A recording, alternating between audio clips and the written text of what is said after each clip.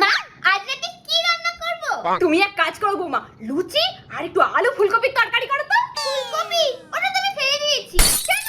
ফ্রিজে থেকে দেখে ফুলকপির এক সাইডটা শুকিয়ে গিয়েছিল, ওই জন্য তো ফেলে দিলাম। তো ফুলকপির এক পাশটা যদি শুকিয়ে গিয়ে থাকে আর এক পাশটা তো ঠিক ছিল, সেটাকে কেন ব্যবহার করলে না?